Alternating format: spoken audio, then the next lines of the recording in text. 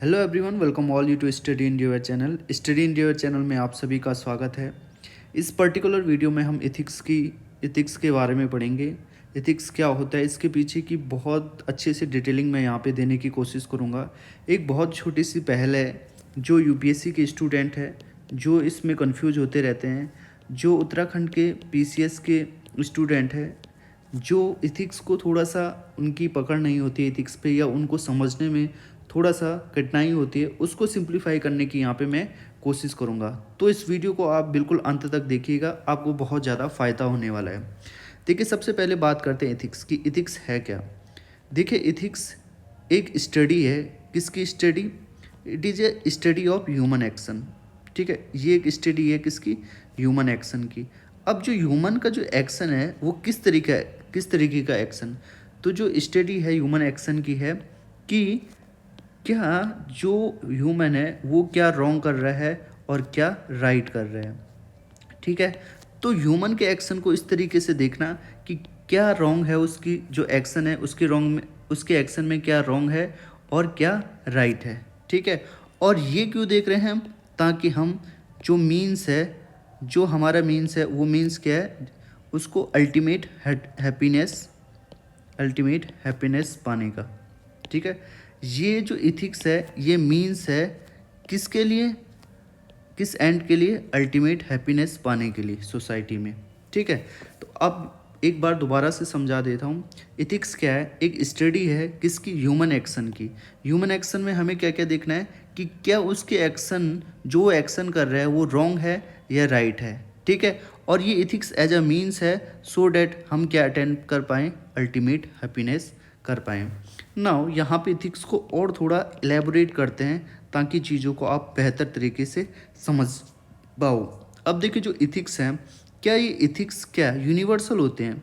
क्या ये जो इथिक्स है ये यूनिवर्सल होते हैं कि मतलब क्या आप सही कर रहे हो, क्या गलत कर रहे हो, इस चीज़ को देखने के लिए हमारे पास इथिक्स है।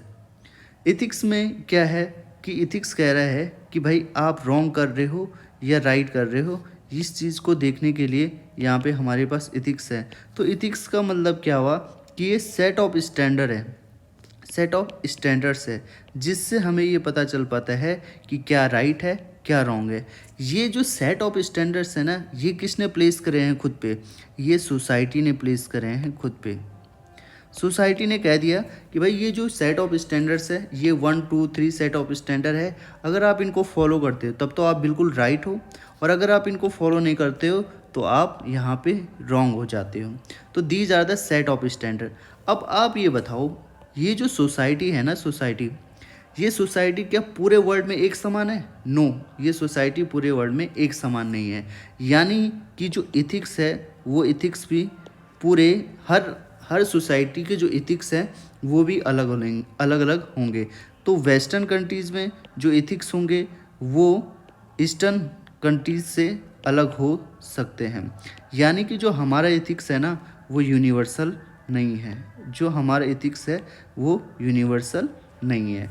अब नाउ यहाँ पे एक चीज़ मैं और बताना चाहता हूँ आपको कि देखिए, इथिक्स यूनिवर्सल नहीं है, फिर उसके साथ साथ हम ये देखते हैं कि जो हमने सेट ऑफ स्टैंडर्ड्स जो अपने पे प्लेस करें हैं, ठीक है, जो रूल्स एंड रेगुलेशन हमने अपने पे प्लेस करें हैं, जिससे हमें ये पता चल जाता है कि हम राइट हैं या हम रॉन्ग हैं, या हम सॉरी एक मिनट, या हम राइट हैं या रॉन्ग है। तो अगर हम राइट हैं या हम अगर रॉन्ग है, ठीक है, अगर हम राइट हैं और अगर हम रॉन्ग हैं, किससे पता चला? जो सेट ऑफ स्टैंडर्ड्स हमने खुद पे सेट करें हैं।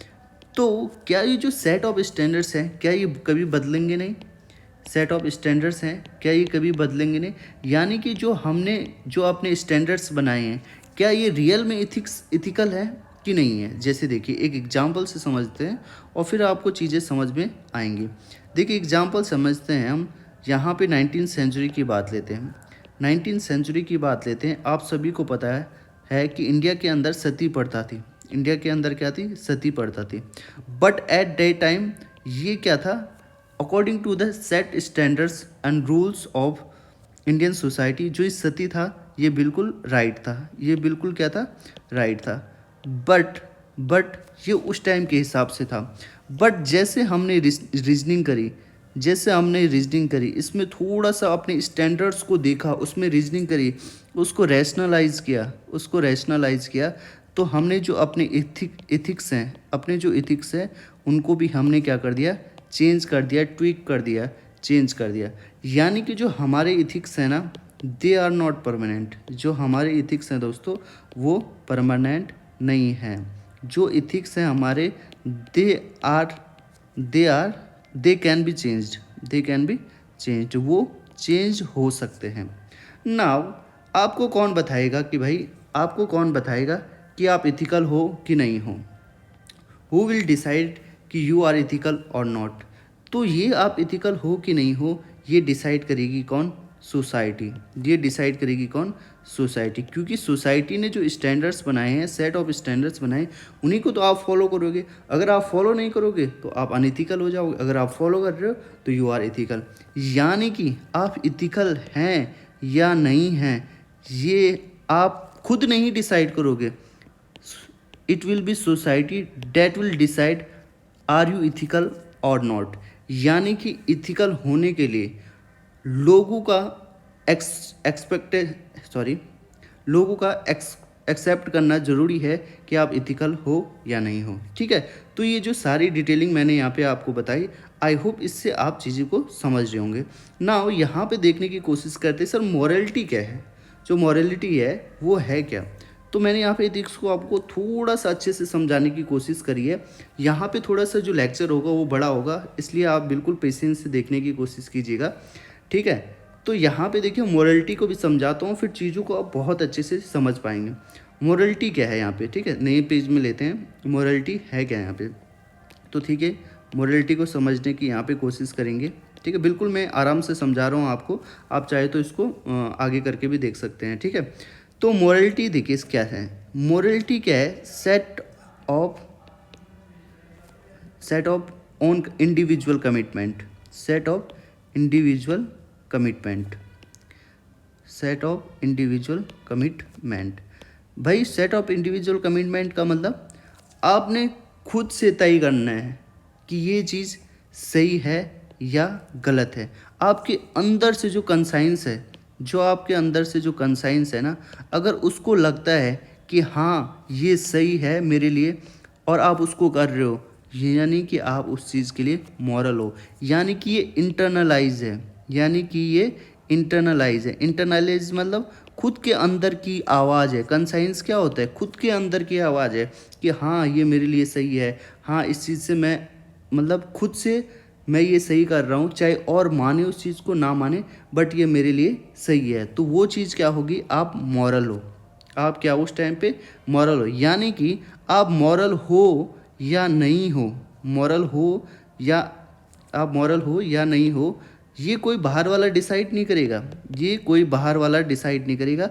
ये आप खुद होंगे जो अपने आप को मोरल डिसाइड करेंगे। ठीक है, और जबकि इथिक्स में क्या होता है, लोग आपको एक्सेप्ट करने चाहिए कि हाँ आपका ये काम सही है तो आप इथिकल हो, बट मॉरल में ऐसे नहीं होता। ये आपके खुद के कमिटमेंट है। ठीक है, और मॉरल आते कहाँ से, कैसे डेवलप होता है मॉरल?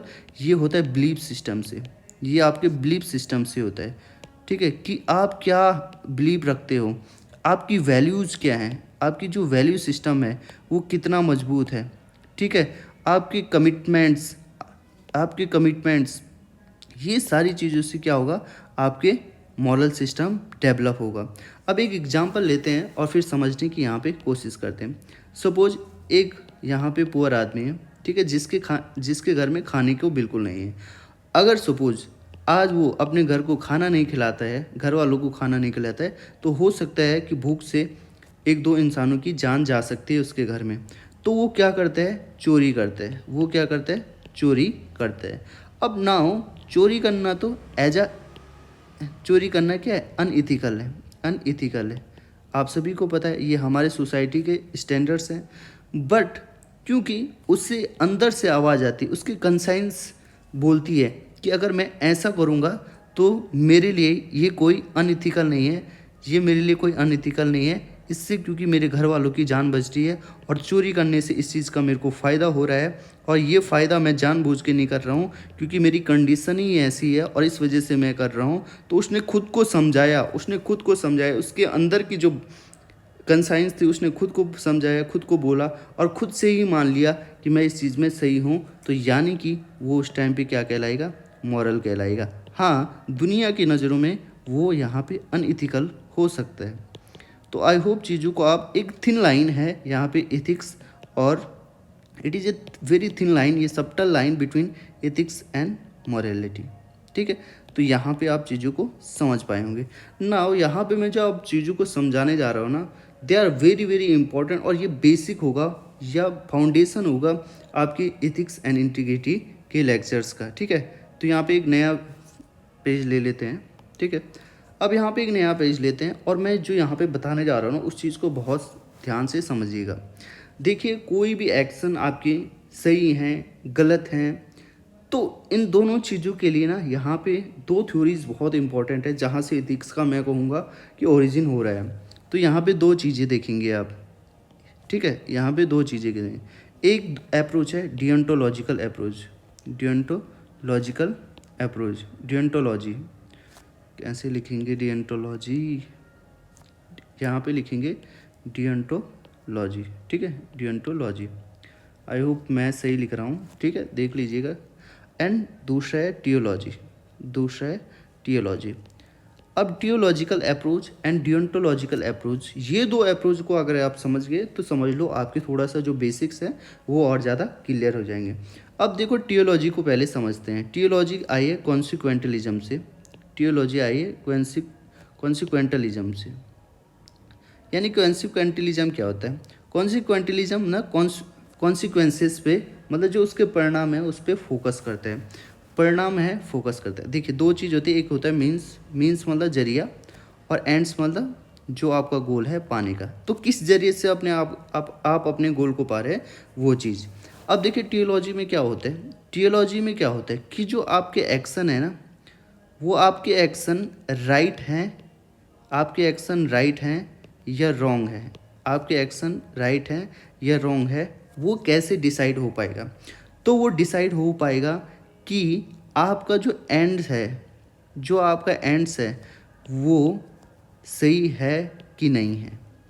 यानी कि आपने कौन सा रास्ता अपनाया उससे कोई फ़र्क नहीं पड़ता है, बट अल्टीमेटली क्या आपने चीज़ों को सही करा है, क्या आपने लास्ट में, क्या आपके एक्शन का जो लास्ट है, जो एंड है, वो सही है कि नहीं है, उस चीज़ पे डिपेंड करता है। तभी तो इसका नाम कॉन्सिक्वेंटलिज्म है कि आपके जो कॉन्सिक्वेंसेस हैं वो सही होने चाहिए, इससे फ़र्क नहीं पड़ता है कि आपके मीन्स क्या हैं। तो ये कहते हैं टियोलॉजी, ये की चीज़ है टियोलॉजी। तो टियोलॉजी से एक चीज़ निकल के आई है यूटिलिटेरियनिज्म।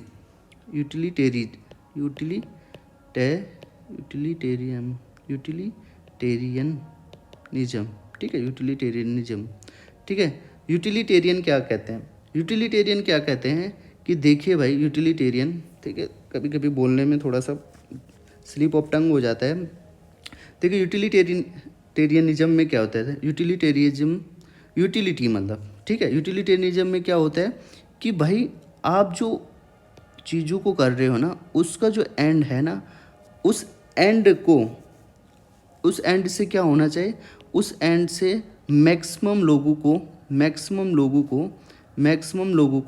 मैक्सिमम हैप्पीनेस मिलनी चाहिए, ज़्यादा से ज़्यादा आपका जो भी काम है उस काम में अगर मैक्सिमम लोगों को मैक्सिमम हैप्पीनेस मिल रही है तो it's mean you are ethical. मतलब आपने जो काम करा ना, बिल्कुल बहुत सही काम करा है। ठीक है, और इसके देखिए, तो ये थ्योरी किसने दी थी?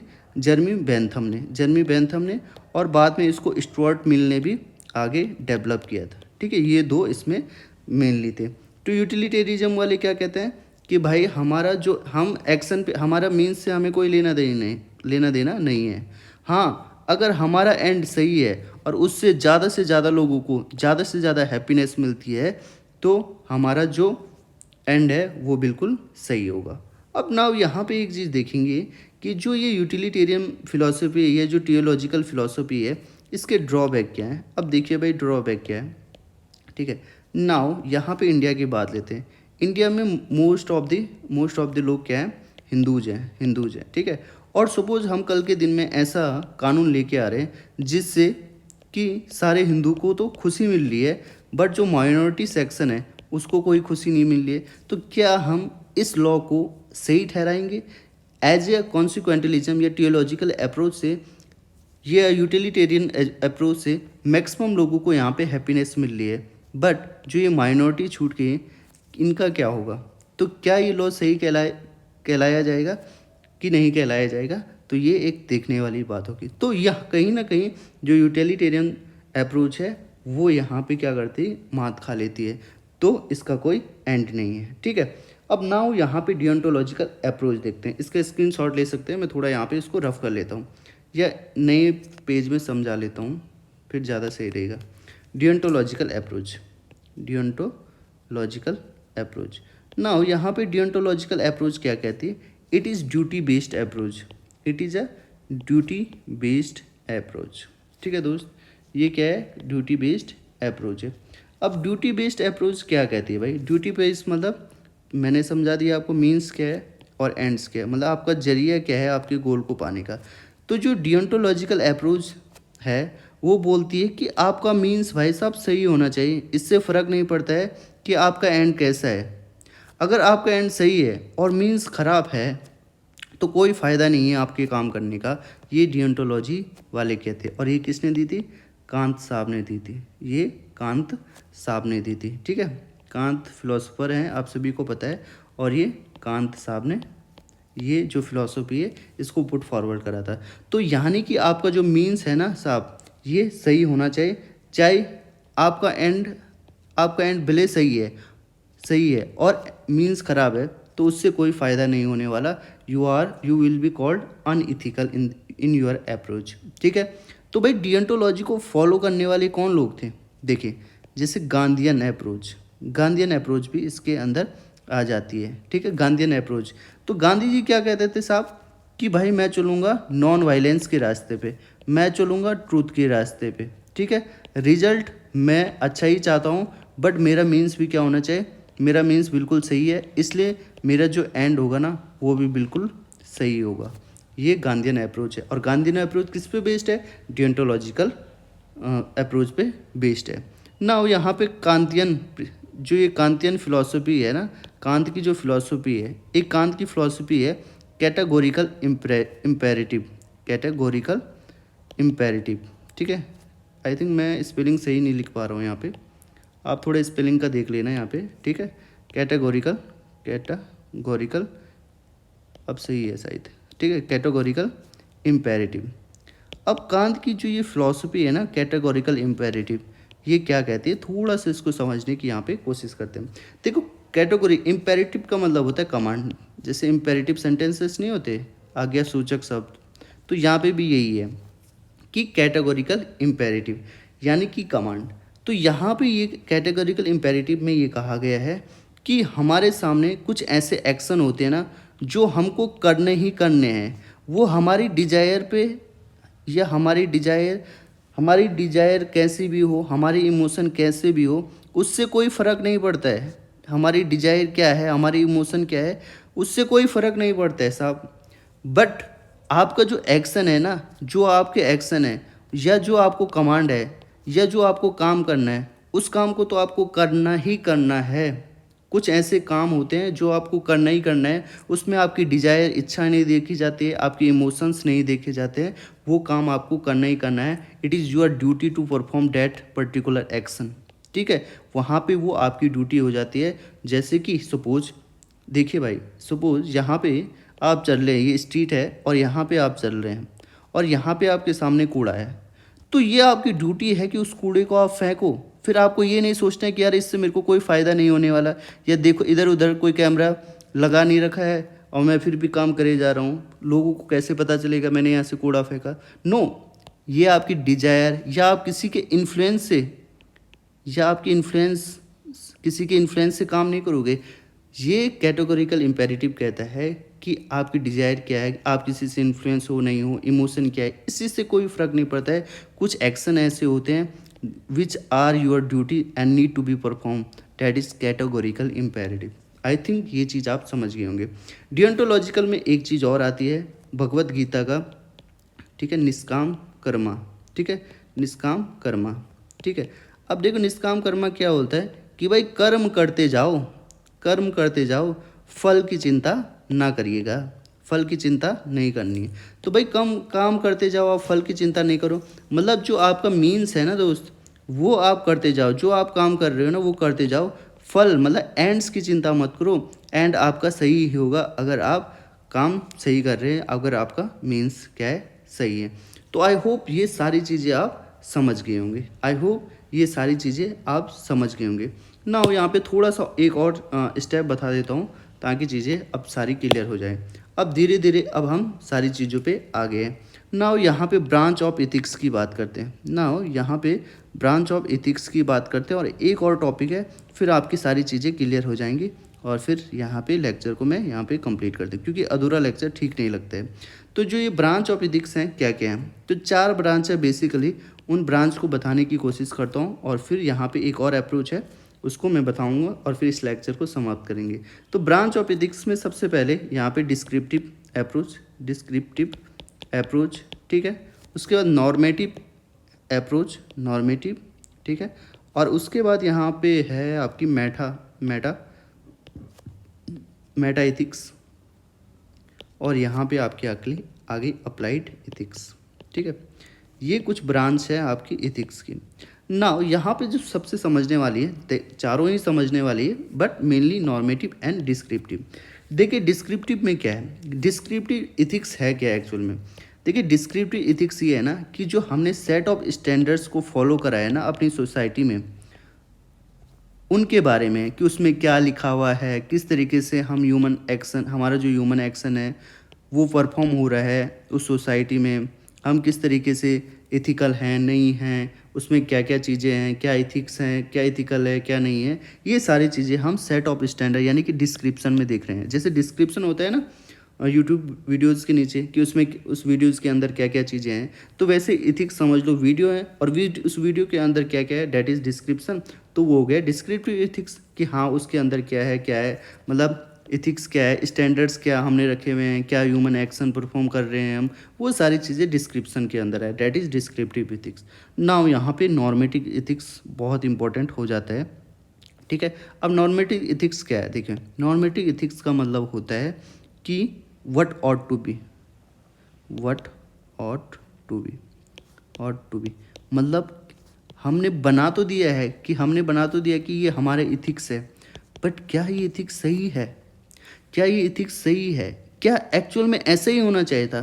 तो व्हाट ऑट टू बी क्या एक्चुअल में होना चाहिए, क्या ये आइडियल है कि नहीं है, ये आइडियलिज्म की तरफ बढ़ाता है हमको नहीं पता, क्या वाकई में ये चीज़ होनी चाहिए थी। जैसे मैंने आपको बताया था ना कि यहाँ पे 19th सेंचुरी में सती प्रथा उस टाइम पे सही थी एज ए सोसाइटी उस टाइम पे लोगों के लिए, बट क्या ऐसा होना चाहिए था, वो नॉर्मेटिव के हिसाब से था, नहीं। क्या वो आइडियल कंडीशन थी, बिल्कुल भी नहीं। तो हम देखते हैं कि जो हमने यहाँ पे डिस्क्रिप्शन दिया ना, क्या उस डिस्क्रिप्शन में चेंज हो कि क्या बिल्कुल आइडियल रास्ता है, उस आइडियल रास्ते पे जाने के लिए ना वो हो गई नॉर्मेटिव एथिक्स की क्या एक्चुअल में होना चाहिए, डैट इज़ नॉर्मेटिव एथिक्स, ठीक है ना। मेटा एथिक्स की देखिए, मेटा मतलब क्या होता है, बिफोर और गो बियॉन्ड, बिफोर और गो बियॉन्ड मतलब मेटा एथिक्स में एथिक्स क्या है, इसका ओरिजिन कहाँ से हुआ। जैसे आपने देखा होगा मेटाफिजिक्स होती है, तो मेटाफिजिक्स में लोग कैसे बोलते हैं कि भगवान क्या है, आत्मा क्या है, मतलब ऐसे क्वेश्चन जिनका कोई आंसर ही नहीं है, तो वो मेटा एथिक्स में आ गया। अप्लाइड एथिक्स में क्या आएगा, देखिए अप्लाइड एथिक्स में मतलब जैसे बायो एथिक्स हो गया, अपना एग्रीकल्चर एथिक्स हो गया, और एडमिनिस्ट्रेटिव एथिक्स हो गया, मतलब अलग अलग सेक्टर में जो हम एथिक्स को अप्लाई कर रहे हैं वही हो गया अप्लाइड एथिक्स, ठीक है। नाउ यहाँ पे अब एक चीज़ है कि देखिए जैसे हमारे पास जो अप्रोच थी ना, जैसे देखिए टियोलॉजिकल अप्रोच थी, यूटिलिटेरियन अप्रोच थी, कि हम यहाँ पे वो बता नहीं पा रहे थे कि यार मैक्सिमम हैप्पीनेस तो चाहे, मैक्सिमम लोगों के लिए मैक्सिमम हैप्पीनेस चाहे, पर कहीं कहीं उसके ड्रॉबैक भी हम देख रहे थे।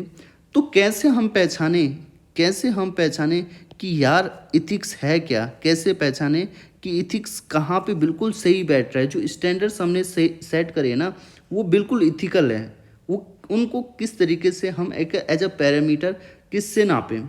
तो हमारे पास कुछ अप्रोच हैं, अगर वो अप्रोच किसी पर्टिकुलर एक्शन पे सही हो जाती है तो हम बोलते हैं कि हम बिल्कुल क्या है, इथिकल हैं। सबसे पहले यूटिलिटेरियनिज्म, मैं बोल नहीं पा रहा हूँ, पता नहीं क्या हो रहा है इसका, यूटिलिटेरियन, ठीक है, यूटिलिटेरियनिज्म, ठीक है। तो ये चीज़ पहले कि मैक्सिमम लोगों को हैप्पीनेस मिल रही है। एक तो अप्रोच ये भी हो सकती है भाई, बहुत बहुत जगह पे तो ये बिल्कुल सही अप्रोच होगी, बट इसके साथ साथ हमने और चीज़ें भी देखनी है, सिर्फ इससे काम नहीं चलेगा। दूसरे अप्रोच देखिए, पहली अप्रोच तो हमारी ये कि हाँ ये फिट बैठ रही है, बट साइमल्टेनियसली हमें दूसरी भी देखनी है कि justice approach.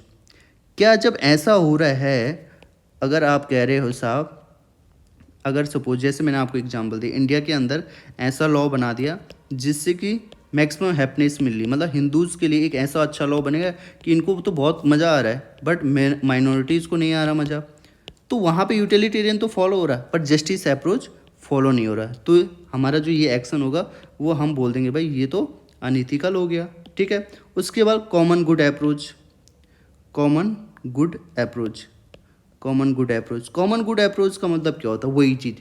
Common good approach में क्या है कि भाई कोई भी माइनॉरिटी है या वल्नरेबल सेक्शन है वो भी नहीं छूटना चाहिए। अगर आप कोई वर्क कर रहे हो ना, वो वर्क उनको उनके लिए भी होना चाहिए, उनके लिए भी वो जस्टिस मिलना चाहिए, जो भी आप काम कर रहे हो उनके लिए भी वेलफेयर होना चाहिए। ऐसा नहीं कि सिर्फ आप ऊपरी ऊपर एक हिस्से, एक पर्टिकुलर ग्रुप को आप यहाँ पे वेलफेयर दे रहे हो। तो यहाँ पे कॉमन गुड अप्रोच यानी कि सबका ही भला होना चाहिए। जस्टिस अप्रोच में मतलब सबको जस्टिस मिलना चाहिए, फेयरफुल तरीके से चीज़ें होनी चाहिए। ये चीज़ें हैं, यूटिलिटेरियन हो गया, जस्टिस अप्रोच हो गया, कॉमन गुड अप्रोच हो गया, एंड वर्च्यू अप्रोच हो गया, ठीक है, वर्च्यू अप्रोच हो गया। वर्च्यू अप्रोच मतलब आपके गुण किस तरीके से हैं भाई, आपका जो गुण है ना, ह्यूमैनिटी, ठीक है, ह्यूमैनिटी, एक ह्यूमैनिटी मतलब आपके मानवता दिखा रहे हैं, कंपैशन दिखा रहे हैं लोगों के प्रति।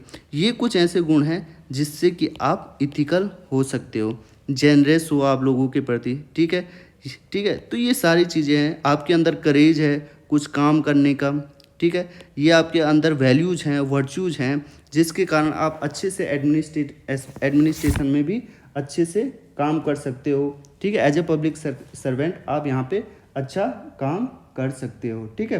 तो जैसे कि बता दिया मैंने, वर्च्यू अप्रोच हो गया, कॉमन गुड अप्रोच हो गया, जस्टिस अप्रोच हो गया, है ना, और यहाँ पे दूसरा राइट अप्रोच हो गया, ठीक है। तो जो लोगों के राइट्स हैं उन राइट्स का क्या नहीं होना चाहिए, हनन नहीं होना चाहिए भाई, सबके लिए। अब देखो भाई, आप यहाँ पे काम तो कर रहे हो, ठीक है, तो सपोज फ्रीडम टू चॉइस है, आप किसी को भी चुन सकते हो, बट आप ऐसा एक्शन कर रहे हो जिससे कि उसका राइट ही क्या हो रहा है, फ्रीडम ऑफ चॉइस ही क्या हो जा रही है, ख़त्म हो जा रही है। तो क्या वो आपका एक्शन है वो इथिकल है, बिल्कुल भी नहीं, ठीक है। तो इन सारे अप्रोच को लगा के देखिए, जब आप केस स्टडी, देखिए जब आप केस स्टडी करोगे ना और आप अपने एक्शन को इथिकल कैसे बनाओगे ना, इन सारी अप्रोच से ही आप अपने एक्शन को इथिकल बनाने की कोशिश करोगे। तो आप वहाँ पे बोलोगे कि यार इन लोगों को ज़्यादा से ज़्यादा हैप्पीनेस मिल रही है, इसमें किसी का राइट, सबको जस्टिस मिल रहा है, कॉमन गुड सर्व हो रहा है, वर्च्यू मेरा यहाँ पे क्रेज है, मैं क्रेजी से ये काम कर रहा हूँ और सबके लिए राइट अच्छा है। ये सारी चीज़ें मिला के ना वहाँ पे आप केस स्टडीज़ को अच्छे से यहाँ पे सॉल्व कर सकते हो और ये भी बता सकते हो कि the action which I am performing that is ethical, ठीक है। तो इस तरीके से मैंने यहाँ पे आपको सारी चीज़ें बता दी। आई होप मैं चीज़ों को समझाने में बिल्कुल आई होप मैं चीज़ों को समझाने में, क्या बोलते हैं, चीज़ों को समझाने में मतलब, ठीक है, चीज़ों को मैं समझाने में यहाँ पे क्या कहते हैं, कुछ समझ में आ नहीं रहा है। तो देखिए चीज़ों को मैंने जो जो समझाया है, इस समझाने में मैं समर्थ रहा हूँ कि नहीं रहा हूँ, इस चीज़ को मुझे कमेंट बॉक्स में आप बताइए, ठीक है। देखिए ये सारी चीज़ें मैंने आपको बता दी, मिठाया भी नहीं, ताकि आप इसका स्क्रीनशॉट लीजिएगा, पीछे देख स्क्रीनशॉट ज़रूर ले लीजिएगा। अगर आपको फ्रूटफुल लगता है, नहीं भी लगता है तो कोई बात नहीं, बट मेरी एक कोशिश थी सो डैट कि आपको चीज़ें बेहतरीन तरीके से समझ में आए। तो अभी के लिए इतना ही रखते हैं, और अगर वीडियो अच्छी लगती है तो सब्सक्राइब भी कर ही देना और दोस्तों के साथ शेयर भी कर देना। तो अभी के लिए इतना रखते हैं, थैंक यू दोस्तों।